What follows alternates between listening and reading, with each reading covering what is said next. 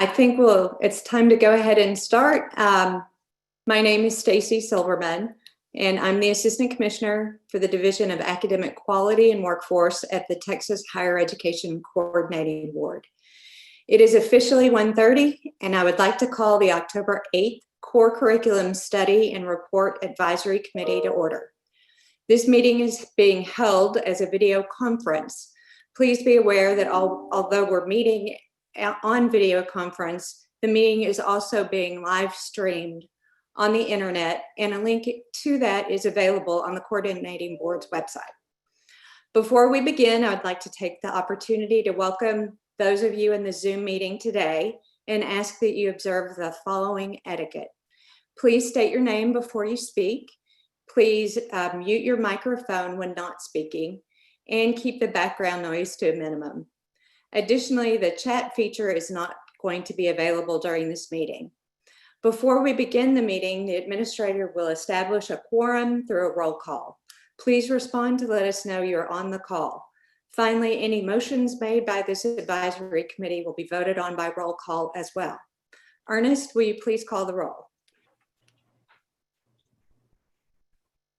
Robert Lerner. Brent Iverson. Bruce King. Present. Donald Topliff. Present. Fred Hills. Present. Becky Johnson. Horacio Salinas. Jennifer Kent. Catherine Olivares. Present. Jonica Charlton. Here. Canberra Balch. Present. Catherine Jager. Kristen Garrison. Here. Linda Villanueva. Norma Perez. Present. Rebecca Lewis. Present. Robin Garrett. I'm here. Robin Satterwhite. Shannon Goodman. Cy Millican. Susan Trevino. Present. Yvonne Russell. Present. So at this time, it's my pleasure to introduce to you the Commissioner of Higher Education, Dr. Harrison Keller. Commissioner? Great. Thank you, Stacy. And I won't take a lot of time, but I did ask to be able to spend a few minutes talking with you all. And I will say, first and foremost, just to say thank you. Of course, a lot's changed since this committee's charge was put together last session. Seems like a long time ago when there were all these discussions about possibly incorporating meta majors into the core. And so I appreciate your help and your input, taking time to share your reflections with us about what you're doing on your campus and what implications might be of changes in the core. And also, more importantly, I want to acknowledge that, I know many of you who are on this call, and I appreciate that despite enormous historic challenges for your leading innovation for your campuses and on behalf of your students. And when I stepped into this role as commissioner, one of my overarching priorities was to try to transition the coordinating board from a more traditional regulatory posture to being able to be more of a resource for institutions and be able to be more of a credible partner with the institutions, so we could get behind the innovations on the campuses, help remove barriers where we could. And in the case of these discussions around core curriculum and related issues, of course, we need to balance that with the need to be as transparent as possible with students about what the expectations and the opportunities are. But this is an important shift in our focus at the coordinating board, and I appreciate your partnership and ongoing conversations with y'all. So today, we're hoping the discussion can be pretty informal. We want to reflect back to you all the feedback we received from your campuses when you told us about what you're doing on your campuses and where there might be points of friction. We also wanted to share with you some of the early work of a working group of institutions that we asked to work with us with a little different charge through this interim to help us step back, take a look at what some other states are doing, look at what the agency is doing and how we've implemented core curriculum and field of study curriculum, help us think about what kinds of things we could do better and make some recommendations for us. I deeply appreciate James Hallmark and Jacob Ferrari co-chairing that working group, and they and their colleagues have spent a lot of time talking with different experts around the country and with institutions around the state and sharing their reflections with us. So we'll provide an overview of some of the initial principles that that group has recommended for guiding our work forward, but we thought it would be important to bring into dialogue with this group.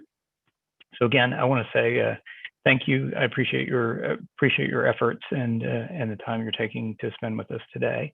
And I'll hand it back over to Stacy.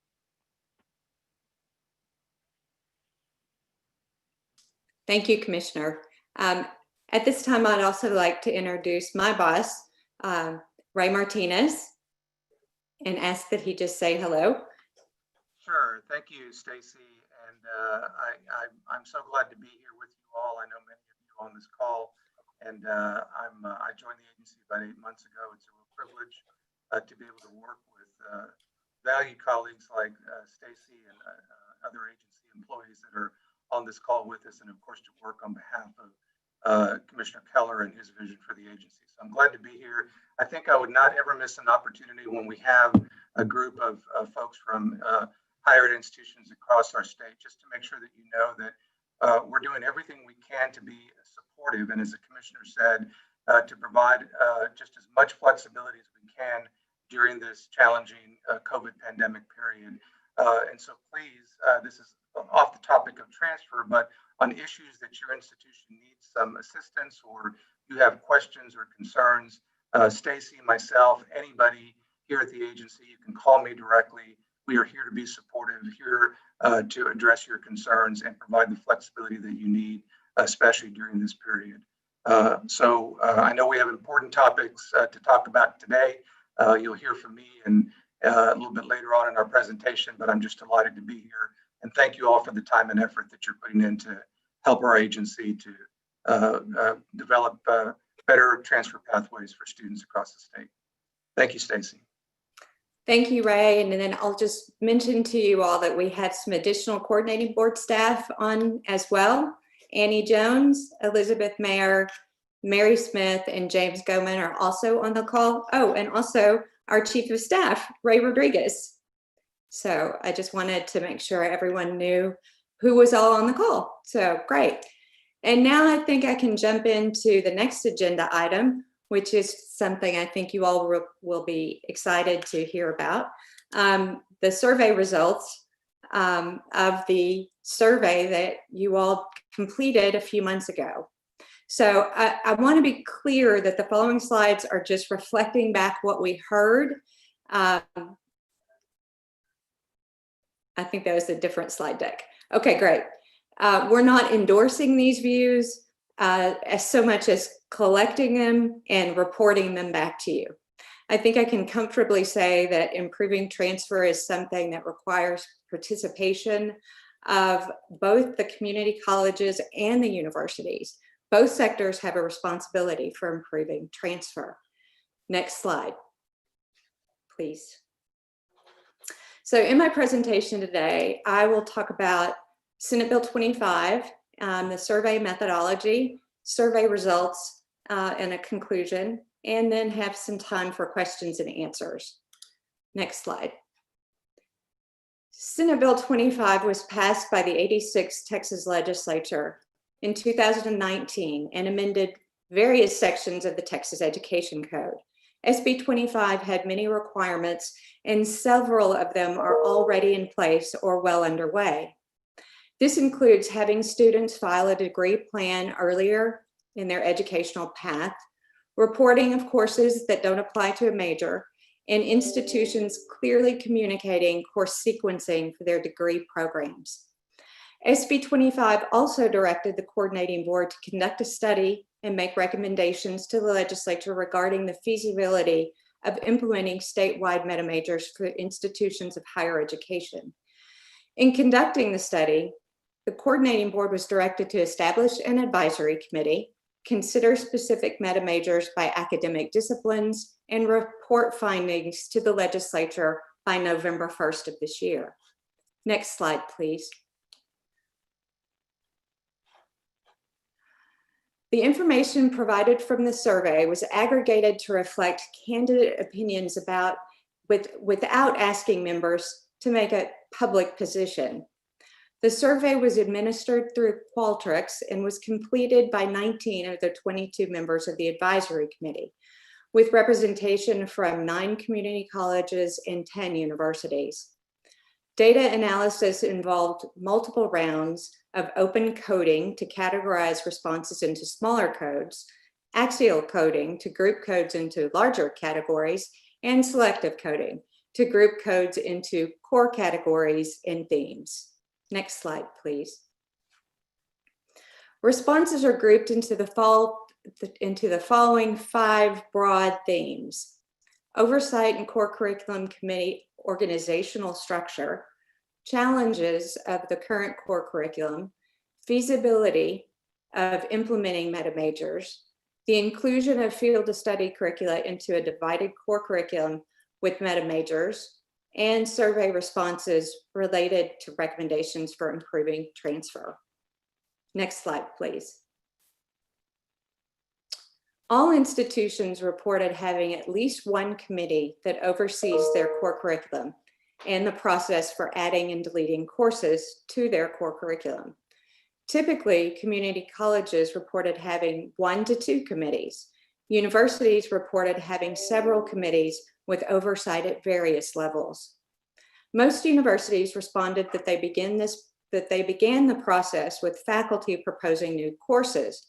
Community colleges responded that new courses were more commonly initiated by committees or councils made up of faculty and administrators.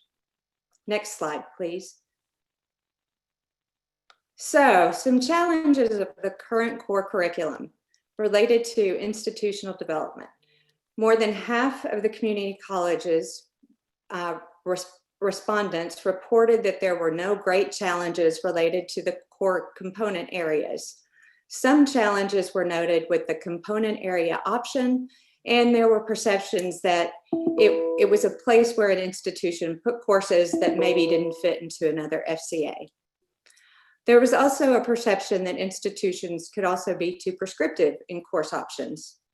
Respondents also noted that departments tended to propose major-specific courses and often did not fully understand what types of courses qualified for inclusion in the component area option. Finally, courses satisfying 2 of the foundational component areas were also identified as a challenge. Specifically, the creative arts and the language, philosophy, and culture foundational component areas were identified as areas of difficulty due to the inability to come up with a consensus about which courses fit in core areas by definition and which courses would meet coordinating board's requirements. Next slide, please. Related to course transfer, broadly, institutions responded that course requirements to fulfill a given component area varied across the universities. Beyond being university specific, course requirements were also noted as being major specific. Respondents also noted inconsistencies with the foundational component areas classification of courses across institutions.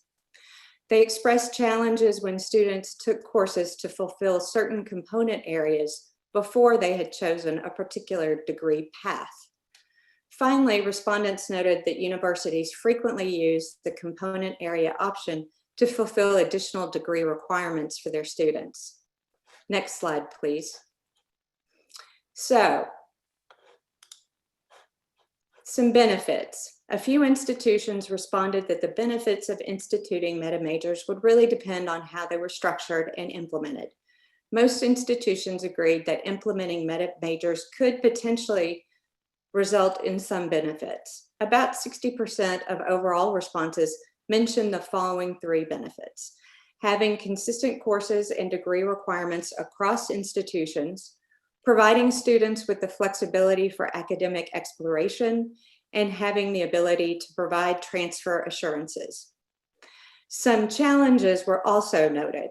70% of university respondents and 44% of community college respondents stated that developing meta majors would lead to curricula-related challenges. Specifically, such a requirement would limit course offerings inside and outside the core and impact course quality, potentially reduce the general education core to expand upper division requirements, prioritize more practical meta majors over the liberal arts, perhaps lead to faculty wanting to create more specialized courses, and require institutions to redesign, review, and assess meta majors and degree programs, adding to their already challenged workloads. The majority of community colleges in the sample responded that institutional processes for the development of a core curriculum with the inclusion of meta majors would not likely differ from the process they currently use to develop their core curriculum. Half of the universities in the sample believed that the institutional process would require more input and work from departments and core curriculum committees at their institutions. Some additional challenges were also raised related to compliance. Some institutions raised concerns about the full-scale implementation of meta majors within departments and across institutions, and wanted assurances that all institutions would comply with these changes. For institutions that already have implemented meta majors into their curriculum, there was a question of what would happen if current practices do not align with future state mandated meta major requirements. And finally, there were some accreditation related challenges noted. The majority of respondents from community colleges reported that incorporating meta majors into the core curriculum would not influence or be influenced by compliance with the accreditation standards.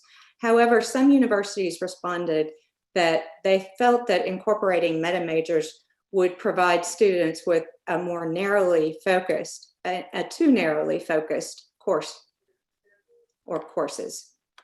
Next slide, please.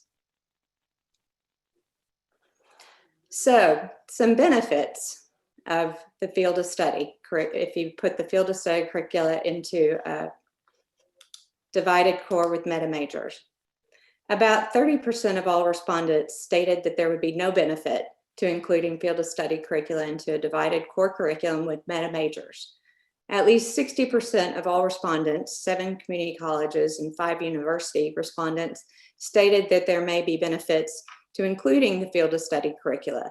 These benefits included improving transferability by creating pathways and providing better advising.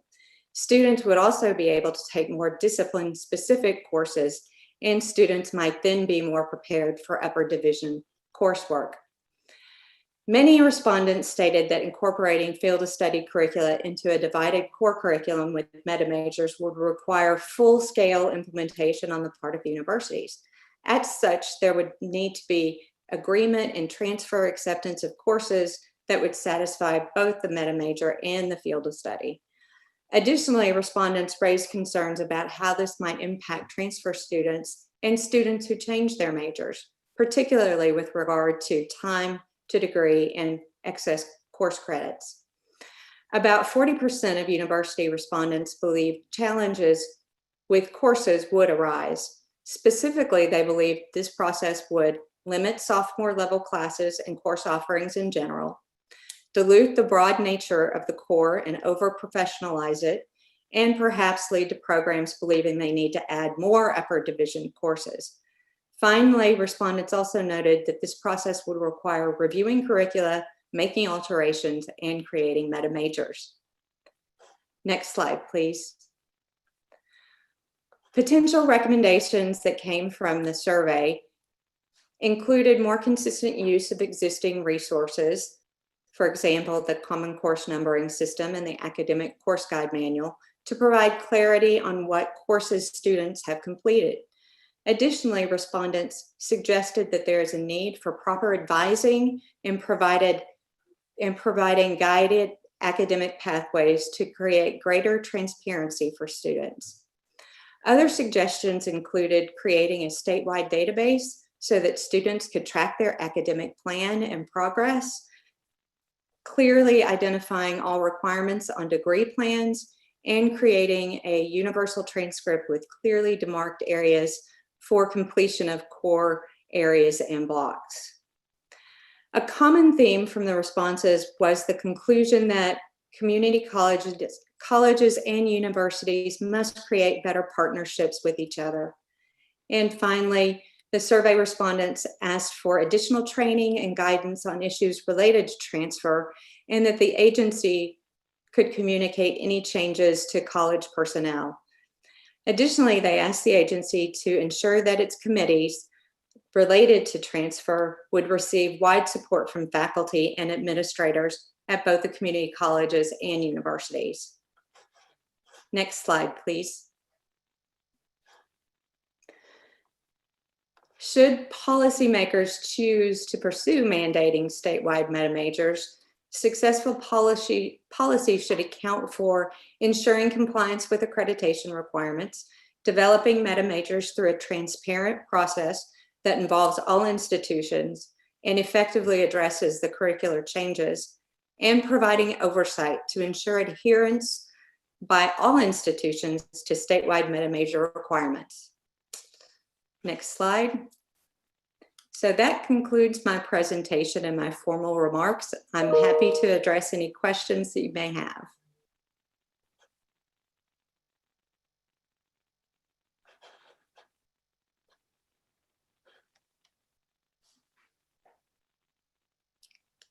Dr. Lerner, did you have a question? Okay, great. If there are no questions, and I'm happy to address any, it's my pleasure now to turn to the next presentation, and I'll hand the mic over to my boss, Ray Martinez, Deputy Commissioner Ray Martinez, and Policy Director Elizabeth Mayer. Good afternoon again, everybody. Thank you, Stacy, for that overview. We appreciate the work and appreciate everybody's contributions via the survey to the presentation that Stacy just made. So what Elizabeth and I will do is take a few minutes just very briefly to talk about the Improving Transfer in Texas work group that Commissioner Keller referenced in his opening remarks. And we're just going to talk very briefly as sort of a high-level overview of the work thus far of this work group. Ernest, you can move to that first slide, please. The work group itself is composed of 10 individuals, an equal number of representatives from public universities and community colleges. It is supported by agency staff, and there have been throughout some of the work group sessions that we've had over the past many months, the need for certain data to be gathered or information. So the agency staff, the folks that are on this call today, Stacy and Elizabeth and Annie and others have been supporting the work of this work group, and then facilitating the sessions that we've been having on a pretty consistent basis each week over the past several months. Ernest, if you can move over to the next slide, please. So Ernest, can you move to the, thank you. So as the commissioner mentioned, we're grateful. Here's the slide that has the individuals who are serving on this transfer work group, and we're grateful to each of the individuals who have given a great deal of time and effort thus far in our deliberations and our dialogue on trying to improve transfer. Ernest, you can go to the next slide, please. So I think that overall, the work that we've done over the past 5 or 6 months can essentially be divided into 3 phases, if you will. The first phase was a learning phase, if you will. We actually, and I'll cover this in a second, but we actually invited representatives from 5 other states that the work group members felt we could learn something from because of how they do transfer. And I'll name what those states are in just a second. We'll have a slide, but this first phase was a learning phase where we invited folks in, and we had, I think, very productive Zoom sessions, 90 minutes, a couple of hours of interacting with representatives from other states to learn what these states were doing. The second phase of the work group really was around agreeing and forming a consensus on some overarching principles. What will be the guiding principles that the work group wants to agree upon as they then roll up their sleeves and actually try to get some work done on what the commissioner mentioned, which the focus of this particular work group was to take a look at some of the gaps that still exist. There's been a lot of important work, perhaps by many of you, in development over the years of various field of study curricula. And yet I think we would all agree that there are significant gaps that continue to exist. And the main charge of this group was to help us identify what those gaps are and help us to find a path forward to see if there are things that we can do, particularly within existing agency authority, to improve the process, not exclusively just through agency authority, but ways that we could act quickly, if possible, to improve transfer pathways, improve the transfer process overall. And the third phase I would describe as the roll up your sleeve phase. And that's the phase that we find ourselves in now with this transfer work group. It is the actual talk about the details and figure out what's working, what isn't, why is it not working, what data can inform the dialogue and discussion to help us move the conversation forward. That is the phase that began in earnest, I'd say probably a couple of months ago, and continues to this day, of just very robust and I think productive dialogue among the 10 members who are on this work group, along again with agency staff, myself. I've been a part of pretty much every meeting that this work group has had over the course of many months. Ernest, if you can move to the next slide, please. Here are the states that we invited representatives to come and talk to us. And again, in most of these cases, it was multiple representatives from each of these states in an engaged dialogue with the transfer work group members. And one of the interesting things, Ernest, you can move to the next slide, and I'm going to turn it over to Elizabeth at this point. I think one of the interesting things that we heard from a lot of the states was that compared to some of these states that we invited to the dialogue, they commented that in fact, Texas has many existing tools, some of which they actually envy and wish they had in their own states. And that was informative and insightful for us and for the work group as we moved forward. And with that, I'll let Elizabeth talk about some of our existing policies and some of the additional work that are some of the insights that we have thus far from this work group. Elizabeth. Hello, good afternoon. So I'm sure many of you are aware of these policies. So the work group has been exploring the existing policies and tools in Texas, specifically the Texas Common Course Numbering System, the Texas Core Curriculum, the Fields of Study, and the Academic Course Guide Manual. And I'm just going to give a brief overview of each of these. So the Texas Common Course Numbering System was established in the 1970s. And it arose as a voluntary grassroots cooperative effort among community colleges and universities. The Texas Common Course Numbering System lets students know what courses are equivalent across institutions despite possible course title differences. The core curriculum was first established in 1987 and consists of 42 semester credit hours. So each public institution must determine the courses that will fulfill the core requirements for their institution. And if a student completes the core at one institution, the entire set of completed courses will fulfill the core requirement at the receiving institution. The field of study was established in 1997 and requires that if a student successfully completes a field of study curriculum developed by the board, that block of courses may be transferred to an academic teaching institution and must be substituted for that institution's lower division requirements for the degree program for the field of study into which the student transfers. And then the academic course guide manual was established in 2003, and it lists all of the lower division courses that can receive state funding at community colleges and are guaranteed to transfer across institutions. And all active courses in the Texas Common Course Numbering System appear in the ACGM. And for Senate Bill 25, Stacy provided an overview of that legislation earlier. Next slide, please. So these principles provide a framework for adjusting any existing policies and or developing any new policies and mechanisms. So this and the following slide represent the agreed upon design principles from the Improving Transfer Work Group. So we have the first principle, which is shared responsibility. So both community colleges and universities share equal responsibility for an efficient transfer framework. Principle 2, transparency and student-centric academic pathways. The transfer framework must be seamless and transparent for students. Principle 3, optimizing courses applying upon transfer.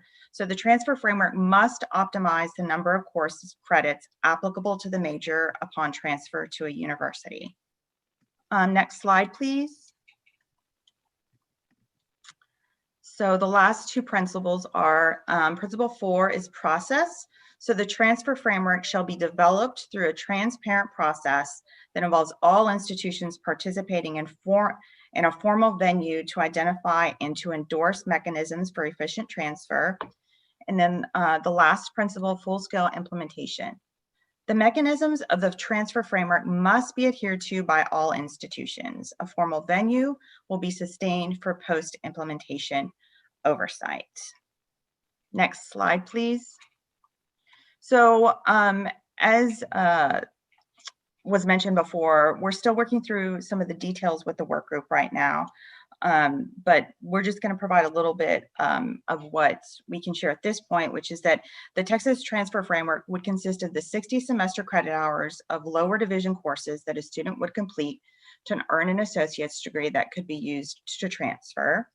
And also that the framework aims to optimize the course selections made by students with the intent that students who complete 60 semester credit hours will transfer to a university with junior standing in the major, and the courses will apply to a degree program. Next slide, please. So as was mentioned earlier, so the work group and the coordinating board staff are currently working through the details of the framework. We're working with the general counsel to try to find ways that the framework could be implemented through existing agency authority. And it is taking a little longer than anticipated, I think, due to the complexity of this issue, which I'm sure you are all very aware of. So we are continually grateful for all of the time and efforts of the work group, and we look forward to the continued discussions and finding ways to improve student pathways. And with that, I am going to turn it back over to Ray. And I will simply thank you for that, Elizabeth. I'll simply, wrap it up by saying that we are, as Elizabeth and Stacy have said, we're very grateful. I know that I think we're joined now by some of the members of the transfer work group. I know that there's a couple of members who are both a member of the transfer work group and also a member of this equally important SB 25 advisory committee. At the end of the day, I think that what we're trying to do is obviously is to improve the process, identify and develop solutions for gaps that continue to exist, and also to build upon the hard work that's been done by many of you, and also the momentum that was established through a lot of hard work by institutional representatives as well as legislative leaders and staff with the passage of SB 25 in 2019. All of this is to build upon all of this good work and to see if we can continue to make strides in improving transfer for students across the state of Texas. And that's what we're aimed. That's the goal of this work group, very much in keeping with what I know each of you care deeply about in your own work, but also as members of this SB 25 advisory committee. And we are grateful for the work, and we continue to have that dialogue going with the transfer work group members. And we are optimistic that we can come out with a framework that will be shared with all, and one that will be that everyone will acknowledge is an improvement over where things stand today. So with that, Stacy, I'll turn it back over to you. Thank you, Ray. And I did want to just go ahead and say thank you to all the transfer work group members who've joined the meeting. And at this time, if you all would like to talk about anything, if you have any questions for us, please feel free to ask them. I will mention that my goal was to try and have a report drafted and sent out to you prior to this meeting, but that did not happen. So I commit to you to have something out to you all for you to have some input on, and I'll have some time for you to turn it around and get it back to me with your very important input as well. So I appreciate the fact that you all responded to the survey in as depth way as you did. It was quite a lot of really great information and very much appreciated. Questions, thoughts? All right, well, oh, Dr. Lerner. This time I do. I'm just curious to pose this question to the transfer work group. I think we're all aware of, or have become aware over a number of years, those of us that have been treading these boards for a very long time, of the obstacles to successful transfer. I wonder if the group identified successes and best practices and things that are working in transfer that perhaps can be more transferable, more transmitted more widely or implemented more widely. Was that part of their work as well? So I'll jump in real quick, Stacy, and then we'll open it up to any of the transfer work group members that would like to give any input to that important question. The answer, Dr. Lerner, is yes. I mean, all of the above is what has been encouraged, just a fully open dialogue. What can we do, whether it's improvements to institutional policies, whether it is the identification of best practices, whether it is changing of rules that exist currently here at this agency that we all agree would improve the process, or whether it is things that will require, bigger changes on the legislative front. That gets more complicated because we all know we have a challenging legislative session ahead, but those issues have certainly not been off the table at all. And I think to the credit of the 10 members of the transfer work group, all of the above have been, I think, discussed and continue to be discussed throughout the various work sessions that we've had, and we'll continue to encourage that kind of open dialogue. So I hope that addresses your question, but I don't want to be the person that answers because we do have some work group members on this Zoom call, and any one of them should feel free to please jump in at any point.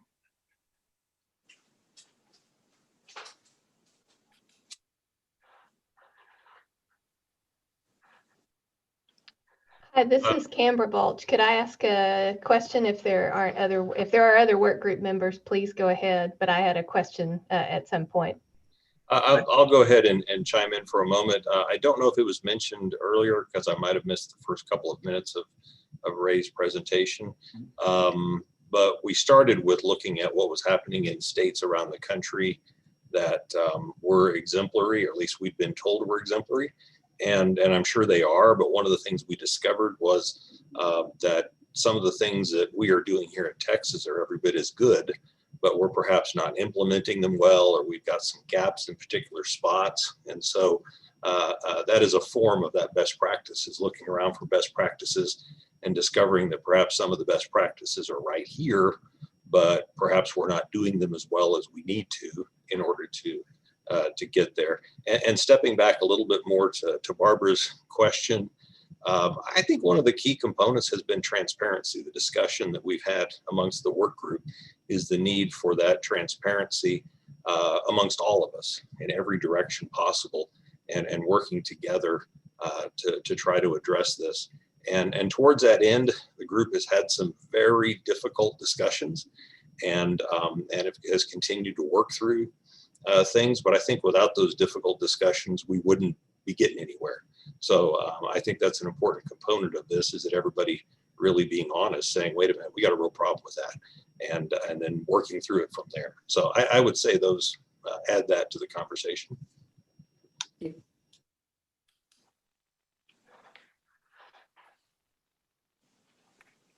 Other questions? Well, this is Canberra Balch again. I share the optimism that there are lots of things that we're doing well, so I'm excited to hear that that was one of the outcomes of the information that was gathered in the report.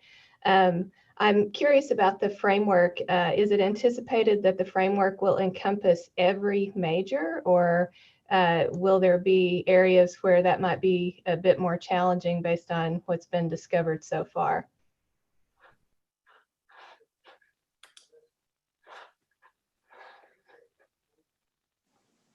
So since everybody else is shy on the work group, I should probably jump in real quick. I think that those details are still being, all of that is still under a lot of discussion, and I think very, very good discussion. I can't emphasize enough, what James has said about the importance of, even when we have difficult discussions, that we can put it on the table, acknowledge it, talk it through, and come back another day to continue talking about it.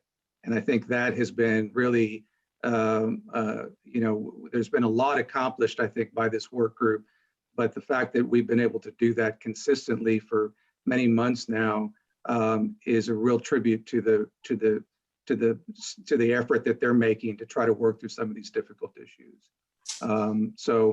So I think that's my evasive way of answering your question, because I don't have an answer exactly for you just yet, but we're working our way through those details.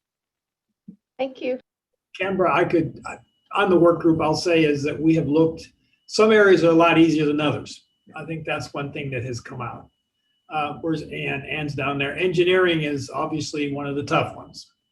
And that's why we're looking to do is build a framework that addresses all of them, but in the order and how that does, and at the same time be dynamic, because that's one of the big things. Also, the concern is making sure that you have a mechanism that stays up with the changes that occur. So, but as distinguished Ray Martinez says, it's there are some challenges, and that's been some of the wrestling points.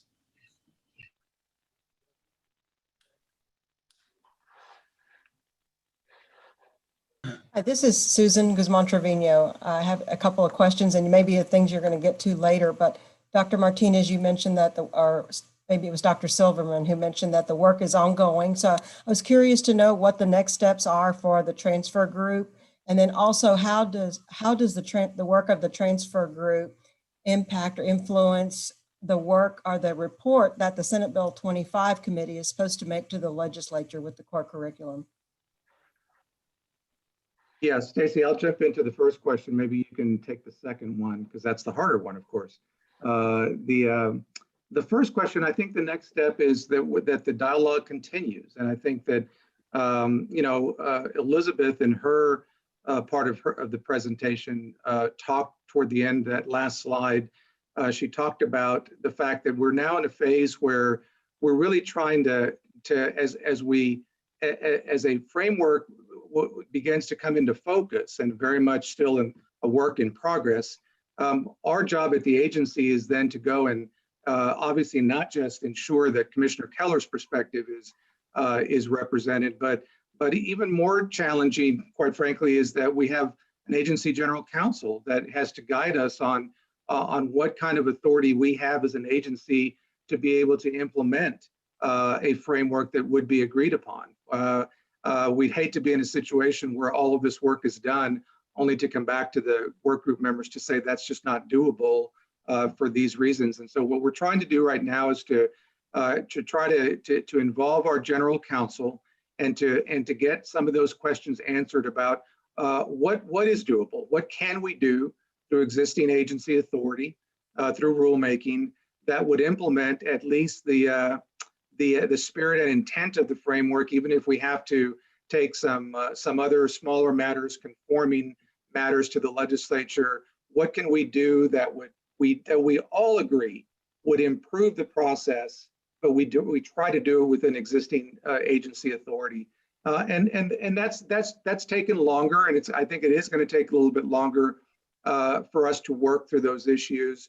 I'm the first to admit I'm 8 months into my tenure with the agency as the deputy commissioner, one of the 3 deputy commissioners, and nobody anticipated a global health pandemic. So my transition has been a little bit different than I had hoped for, and yet we're all challenged right now, and that's why we so appreciate the time that you all are taking today and the time that the work group members have taken for many months now to continue to work on these issues when I know that everybody is so challenged both personally and professionally. So we're going to continue to work through this, and I think we will. I'm optimistic. I think we can work through and present a framework that will get broad support and reflect the priorities of not just the work group members, but of our higher education institutions across the state. Stacy? So I'll just add to that Senate Bill 25 does require us to submit a report to the legislature by November the 1st. So that report will include the details of the survey results and potentially acknowledge the work group, the transfer work group, and the efforts that are ongoing for that group as well. So again, I will do my best to get that out to you all for you to look at and have some input in. But we do have a tight turnaround time with November 1st fast approaching. And it just shocks me that we're already thinking that November is close. I know many of you, I've been working remotely since March 17th, and that's a whole season has passed, and it's just, really amazing. But one thing that is amazing out of COVID, I will say, is the ability to do Zoom meetings. So it's wonderful to see all your faces and that none of you had to travel to do it or incur costs to do so. So that's a little plus. Good afternoon. Hi, this is Horatio Salinas. I'm the Dean of Arts and Sciences here at Laredo College. Thank you all very much for the presentation, the information of the survey, and the work of the transfer group. I did have some questions, and I have to be honest with you. I'm a little, I guess, in the dark about what has been going on since. I guess my expectation was that we would meet more frequently, and I realized that extenuating circumstances, came down, and I just wondered. Just trying to get a handle of all of this regarding all that the directives we were required to confront and bring about to the legislature. But I was pleased to hear that there was a tremendous amount of work done by the transfer work group. I think it is at the core, it's central, I think, to I guess, the spirit of SB 25. And not only that, but ultimately the goals of 60 by 30 Texas. And my only thing about the Texas the transfer work group is that hopefully there is a commitment that it will continue to be able to come up with a framework. I realize that being a student of history and government and institutions, that politics gets in the way and other things, but I'm wondering if maybe we can always keep the student at the center of our decision making, only because as you know, 70% of, I think, students, if I'm not mistaken, I think some of you may correct me here, start off at the community colleges and eventually they have aspirations. And I realize there are barriers. Certainly, as a representative of community college, I recognize that. We have a lot of work to do internally, but we do need our partners at the four-year universities to work with as we send them over to them. So I think that the spirit of the transfer work group, where you have partners, I hope it continues. I don't think that having the challenges and the difficulties is a bad thing at all. I think it's we know what it is. You scratch and scratch until you see something there. And I just pray that there will be continued dialogue, and that in the end, the students will be benefiting, the students from the state of Texas. We can do this. And I hope that this transfer work group, or however it's going to be formed, will have the ability to lead change with the appropriate governance committee and for implementation and oversight. That, and I realize it may be sticky, it might be walking through a minefield, but I believe it can be done. But more than anything else, I just hope that the student is kept at the forefront in all that we do, because sometimes our differences and our frustrations, we don't see the big picture. So that's my 2 cents. But I do encourage the committee to continue and the board to continue to do the good work and just continue to pursue that vision, however difficult it may be. I think that there are people, young people, waiting for us to make the right choices. This Right, is Dr. Angelo State. I don't know that I'm necessarily the one that's been here the longest, but I'm among those that are fairly seasoned at this. And I'd like to make a couple of observations. First of all, echo what Horatio just said. The student needs to be at the very center of everything we do. You know, we all have different campuses and we have different folks on those campuses, and they have their ideas and agendas, but if we can just keep the students first, that will serve all of us very well. Second thing I would say is that having been here in this state for a long time, I can tell you that there is a lot of lore and myth around the core that exists in every institution I've been at. Starting with A&M as a graduate student, and then later at West Texas A&M, and James and I were on the faculty there together, and we fought some pretty serious core battles during that time. And you know, I remember one of them very well, but that still exists today, and that's this notion that the university can only take 60 hours of coursework from a community college. It's not true. But yet that is what a lot of faculty and even administrators believe. I fought that battle at WT. I fought that battle here at ASU. And I would encourage everyone to go read the statute. The statute says nothing like that. Actually, what it says, if I recall it, it says that a university cannot be forced to take more than 66 hours. It doesn't say that you can't take more. It just says you can't be forced to take more than that. And, you know, so that's a student-friendly thing that I think has needed to die for a long time. The other question I would have is regarding item 5 on the work group regarding compliance. I can tell you that there's a feeling among a lot of us that compliance depends more on who you are than what you do. And look, I was, like I said, I was a graduate student at A&M. So I saw it firsthand. I mean, there was coursework that if it came from a community college, they were forced to take it over again because there's no way that it could have been equivalent to what was taught at Texas A&M.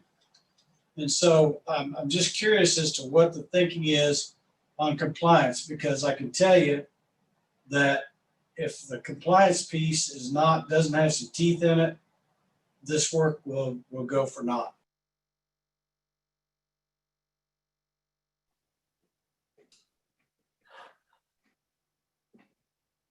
Well, I would certainly welcome any comments from if any of the work group members want to jump in. But I think on that issue, it is very much something that has been and will continue to be talked about by the work group members. That very issue that you just brought up, and I think that's something that the work group members are still discussing, along with the perspective from the agency and our legal counsel and so forth. And so that is everything you said. I completely agree with, and that question is an important one, and one that I think in a very good faith way the members of the work group are definitely wrestling with on an ongoing basis, and we're hoping that we can come up with an acceptable solution. So I've seen 3 hands go up: Jacob, Catherine, and Barbara. So let's go in that order. Thank you so much, Stacy. I just want to add a couple of comments as a co-facilitator of the conversation, and maybe start with the ratio and make my way to Don's comment about accountability. So if you go back to one of the original slides that Elizabeth showed earlier in terms of the guiding principles, we did make student-centric transparency to the student a guiding principle. And there was a hearty debate within the work group about whether we make that the first principle or the second principle. And we decided second, because the first one was equally important, and that is that there was shared responsibility between two-year colleges and universities with regards to the work ahead. So I want you to know that the student was very much at the front center in terms of our discussions. I think with regards to the continuing conversation, and this goes back to the very first question that I think I heard you ask about best practices. What we heard from our colleagues in other states, whether it's Georgia, California, New York, et cetera, is that it really took them coming together in conversations, in earnest conversations, as Dr. Hallmark talked earlier, to really get to a solution.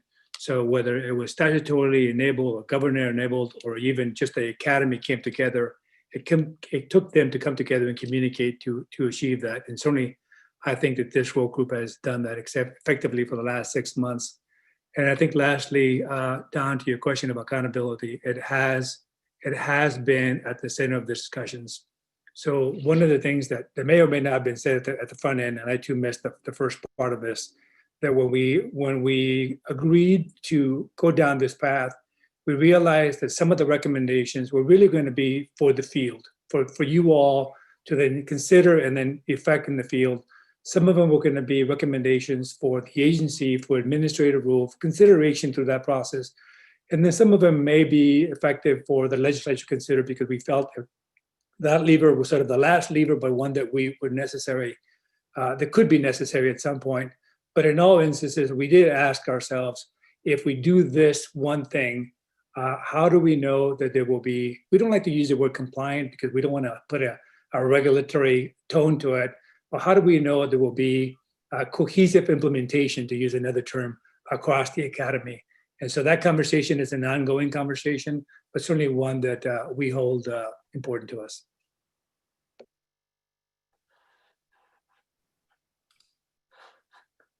So Catherine, thank you, Jacob, for your remarks. Yes, hi. So I am an English professor at the University of Houston downtown. And my question or my concern about this process has to do with centering students in terms of rigor, right? That I think one of the sort of ongoing problems that I think has occurred across the state and across, transferability, is that there are lots and lots of different standards that then universities, community colleges all kind of have to negotiate. And that was one of my questions, is what are we going to do to ensure that transparency exists and ease exists for students, but also that we can ensure that students are getting the most rigorous, serious education that they can receive.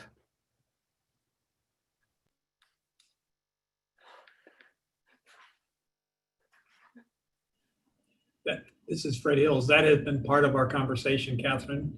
One of the big questions is identify where the myths are, because there are also perceptions on what rigor is and what rigor isn't between the 4 years themselves and between the 2 years and the 4 years. One of the things that we have put in, we have discussed and would definitely hope to be part of the framework is to make sure that in that transparency that is communicated. If there is a concern with a particular institution or particular area, then that information is shared with that area. I can tell you the community colleges as a whole have been very committed. Identify where you're having an issue and we'll work with you on that. And I think that's been one of the issues that's come up in the framework. Let's use the data, let's keep it informed. And we have a problem with rigor, let's identify where that is and bring it to whichever institution needs to address it, and we'll address it there. The problem is trying to build a framework and say we won't accept anything from anything in a community college because I've got this experience with rigor in one institution, is where we've been trying to overcome, and at the same time identify where the problems are so we can fix them.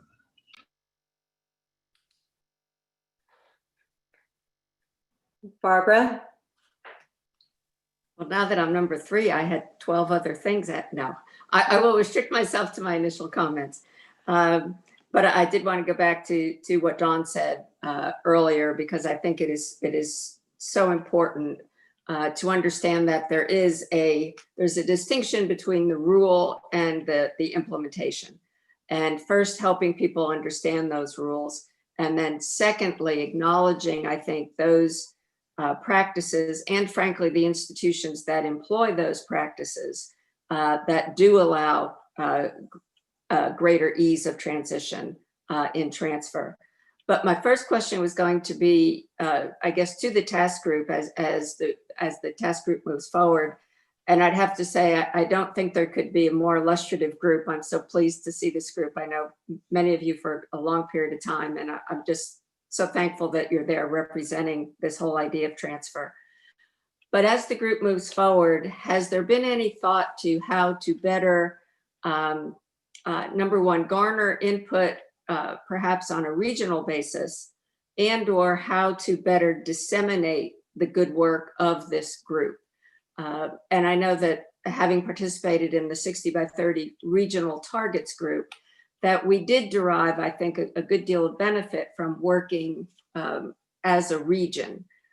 Because as you all know, transfer varies considerably region by region. The difference I always cite is, transfer between UTEP and El Paso Community College is different than transfer up in North Texas, where we're working with multiple systems and probably 30 different community colleges.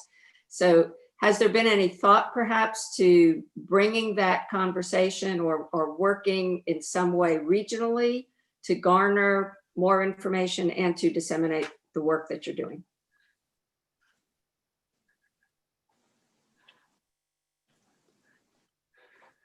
The answer is apparently no. No. I'll jump in, Dr. Lerner. I want to give space if any of the work group members want to do so, but of course they can come in after me as well. Yes, there's actually been discussion about how we would implement a process to ensure that we get input from as wide an audience as possible once a framework, if we can get to the point that there is a consensus on a transfer framework to put forward to you and your colleagues across the state. I don't know that we've talked about it sort of in terms of the regional breakdown or the regional way that you've suggested. That may be something we ought to look at.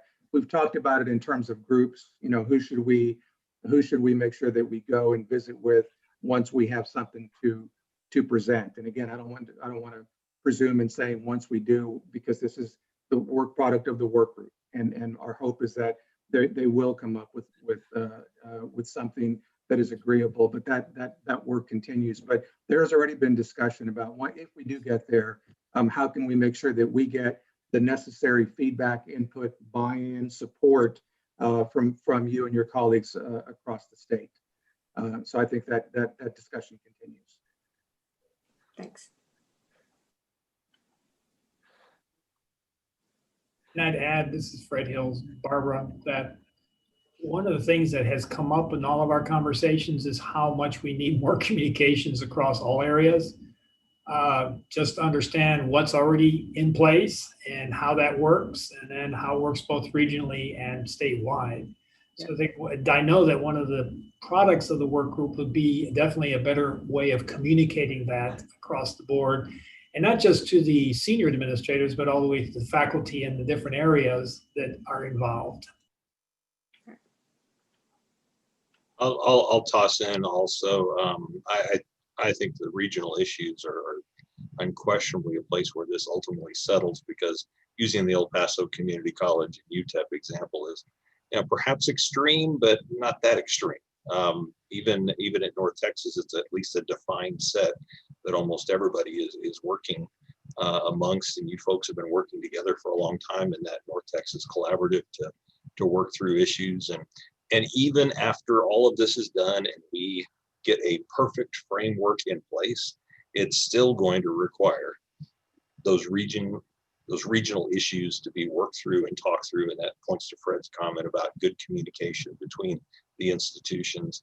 And so, frankly, we've been focusing on what is a broad framework that will work throughout the state, but ultimately the implementation of that is going to come down to school X working with school Y in concert with school Z to make it all fit together. So I do think that that's essential, but it has not been our focus because we've been thinking of the bigger framework.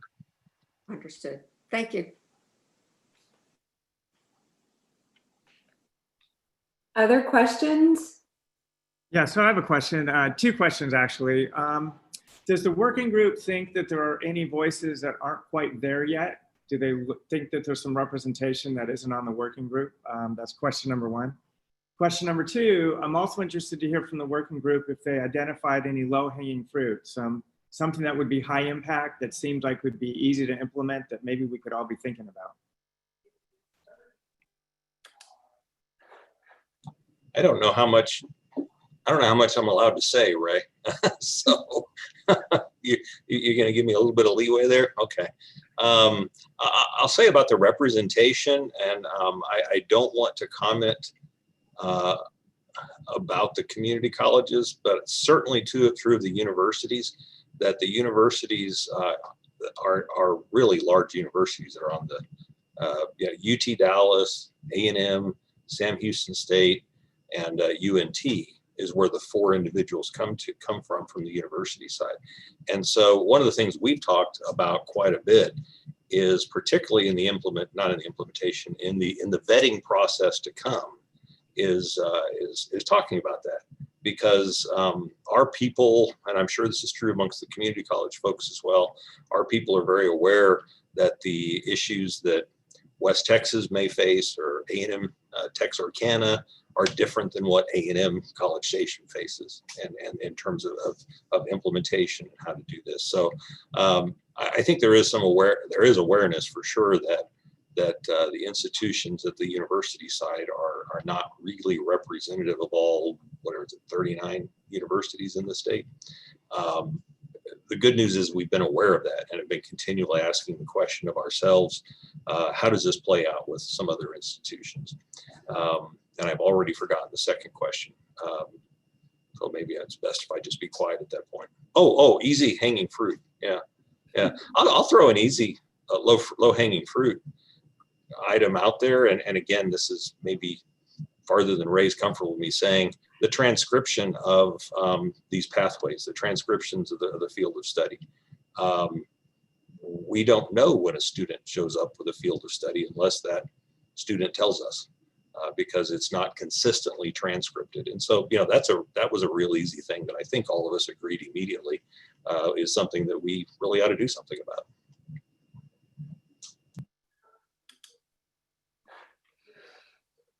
On the community college side, I would add that while we certainly all recognize that we live in a big state, it really is a small world. And so on our end, we were very intentional to make sure that we brought in not just community college voices that represented the whole, but a really deliberate process to make sure that the rest of our members, the rest of our colleges were at least understanding the process that was taken forth, so that we could, at the very least, dispel any kinds of theories or myths about what this work group was developing. And so I like to think that the voices were not all there, and certainly we had a queue that was outside the door, waiting to be and wanting to be a part of this, that we were trying to be as inclusive as possible to make sure that they understood that we were cognizant of all of the issues that were being forward. And the good thing about the work group is, at least initially, we didn't leave anything out of the table. We certainly thought that it was understandable for us to think about all of the possible issues that we might want to address, and then at some point focus on those that have sort of the biggest impact for change.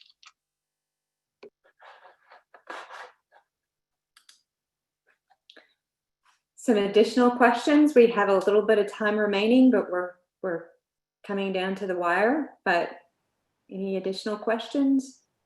I've got one more for the work group. Was there any discussion around the Texas Common Course numbering system? For my simple mind, if everybody used that, transferability would be enhanced tremendously. I know it helped on our campus when we finally implemented it. It made degree plans and everything just a lot simpler and a lot easier, and it helped transfer students immensely. So is there any discussion about that?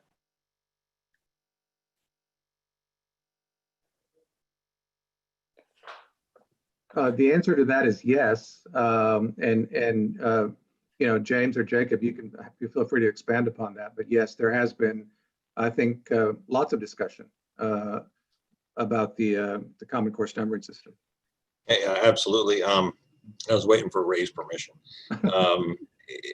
It appears in multiple places in the framework, and as with anything where we're trying to walk a line, it is trying to accomplish the objective while still allowing some freedom and flexibility, and that creates problems. And how that finally is going to play out still has to be determined.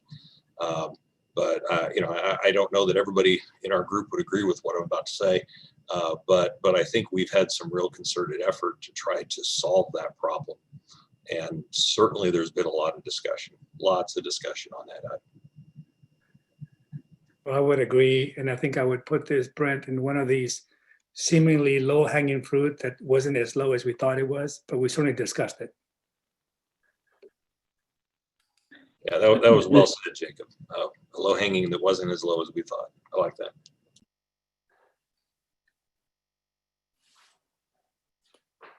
A few more questions or thoughts from the advisory committee members and or the transfer work group members? May I say something? Absolutely. Robin Garrett. I want to thank Jacob and Fred and the work group, because the community college level to reflect on the question about were there anybody that needed to be at the table.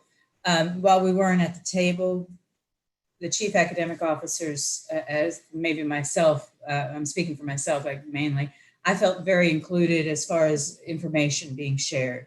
The Jacob and Fred and the team gave us information off and on throughout their process just to get our feedback. And I think that was wonderful. And I really, truly appreciate that. So I felt like I was part of it.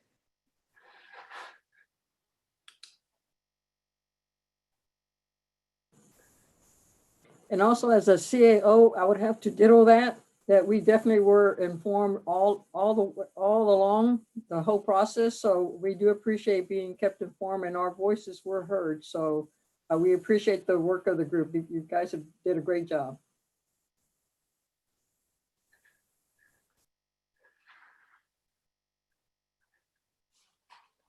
Can I just add, we're not done yet, so let's not go past tense just yet. I'd like to add one final comment. And I didn't know the four community college representatives before our meeting. I knew Jacob, but not the four from the community colleges. I knew the four from the universities. This has been a fabulous group. Just really has been. Sometimes we leave the meetings happier than at other times, but in terms of just a group that just sits down and tries to figure it out, it's been a great group. So just wanted to throw that out. I would concur with Dr. Hallmark.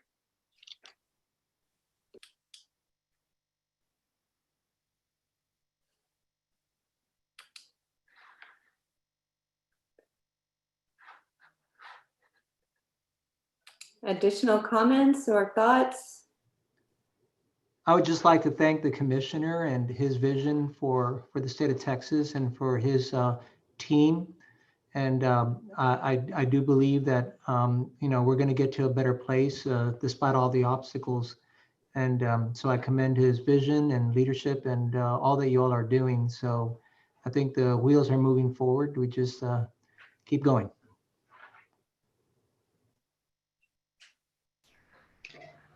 This is Catherine, Dr. Catherine Olivares from Dallas College. I just, I heard some information about, I know someone had mentioned items about compliance, and I feel like accountability was briefly touched, but I was just curious to know if accountability is built into this framework, or is that something to, that's continuing the efforts and the discussions regarding accountability measures when we're talking about transfer in Texas, particularly to the students' advantage to making sure that institutions are held accountable for what they're saying they're going to take versus when they do or don't do it, and making sure that those kind of things are built into that particular framework. I heard it mentioned a little bit, but I wasn't sure if there was a further in-depth conversation or if that's something that's continuing to be looked at and built out. I'll jump in real quick, Dr. Olivares, and say that that is, I mean, it is most definitely a part of the conversation. And I'll say that accountability it goes in every direction. And I think it's important to say that as an agency, we too need to be held accountable, and we need to figure out what we can do better as an agency, how we can be more supportive. There are things that the agency itself can do to ensure that these pathways are much more student friendly and transparent and things like that. So I'll simply jump in to say, I think, again, I'm not going to speak for the I think very esteemed members of the work group, all 10 of them from both sectors, our public universities and our community colleges, because they have been talking about that. And I think they in their process will decide what is that, how is that defined within the framework, and those conversations continue. I'm simply jumping in to say, as an agency, we shouldn't be left out of that. Accountability goes towards our actions as well, and that very much should be a part of the conversation. And I think it has been and will continue to be. And Ray, I got a quick text from Ernest saying that Shannon Goodman is also on the line and would like to say a few words as well. Shannon, if you can unmute yourself, that'd be great.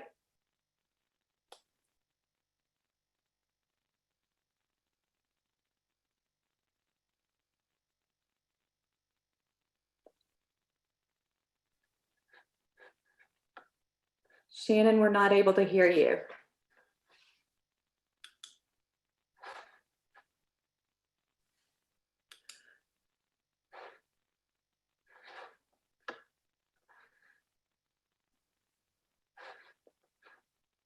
Unfortunately, we can't hear Shannon, but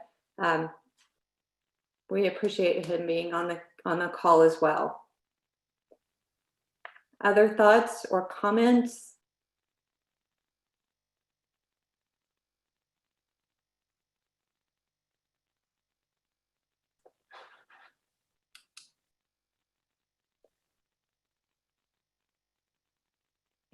Let me ask you, Stacy, a question. I think Suzanne started the process, Fred Hills. You're going to send us the report out next week or this week, tonight, right? Whenever you get to it. I wish I could. You're going to give us a turnaround time for our comments and reply back to you. How do you see that play out? Because we've got about 3 weeks to get this put together. I think I'm going to be busy. So I'd like to at least give you a week turnaround time, but all I can say is that I commit to working as hard as I can to getting everyone's comments back in and putting it all together and getting it off to the legislature on time. You envision another one of these meetings, or is it more going to be via email or mail? I think we can handle it just through email. So I'll share my email and ask that you provide comments, written comments back. And I think that will probably work best.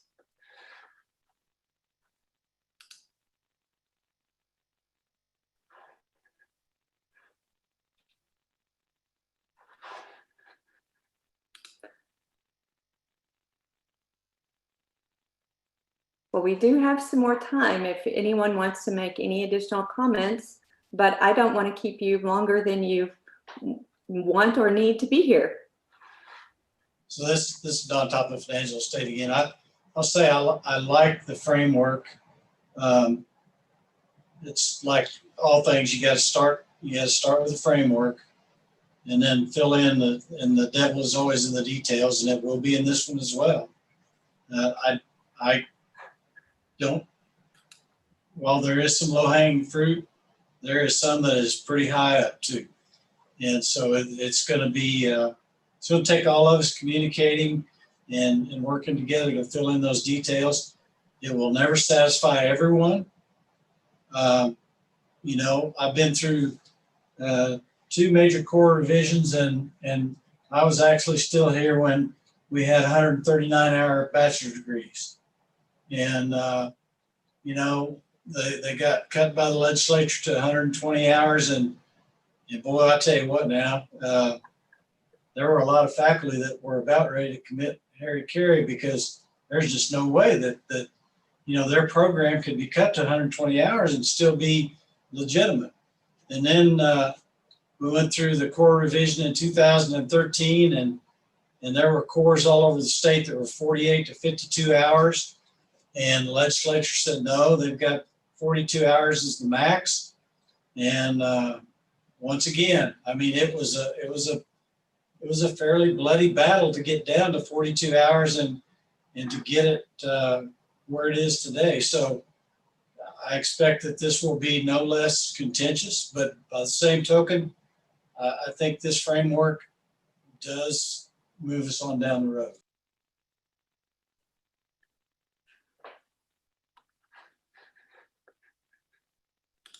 Go ahead, Barbara. Okay. One last question on the report, Stacy. Could you remind me or remind us of the actual charge in SB 25? Is the report to include recommendations? And do you, because it is going back to the legislature, do you foresee that that your report will include recommendations? So it is likely to include the recommendations that you all made to us for the report. So including that as the response to the survey that you all provided, rather than being the coordinating board's recommendations necessarily. But okay. And I'll defer to others who might know better than I at this point. Right. Only because we're always fearful of what goes forward to the legislature. Because sometimes you get what you ask for, and sometimes you get things you had no idea you were asking for. So I was just curious as to what the requirements actually were, if you actually were required to propose recommendations on behalf of the agency, but it sounds as though you're not. Not at this time, and we hear you loud and clear. Gotcha. Thank you. Absolutely.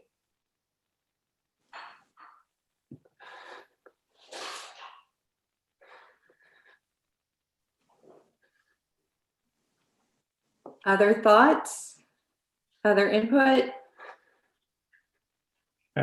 Stacy, before we sign off, let me just say again to all of you, thank you for your input. Thank you for your assistance. As folks have mentioned, everyone on the working group has put in a ton of time and been very open, candid, and helpful, constructive.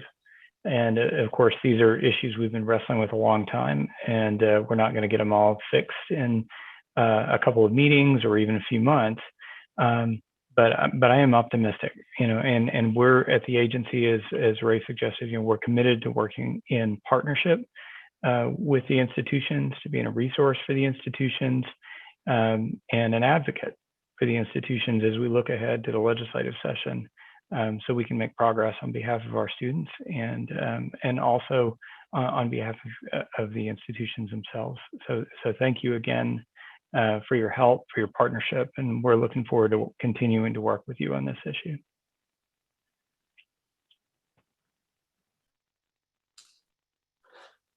And on that note, if there are no other questions or no one else would like to have some input.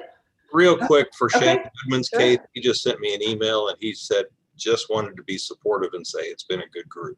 So Shannon couldn't get the sound through, but he sent me the email and I'm conveying that, just that it's been a great group to work with.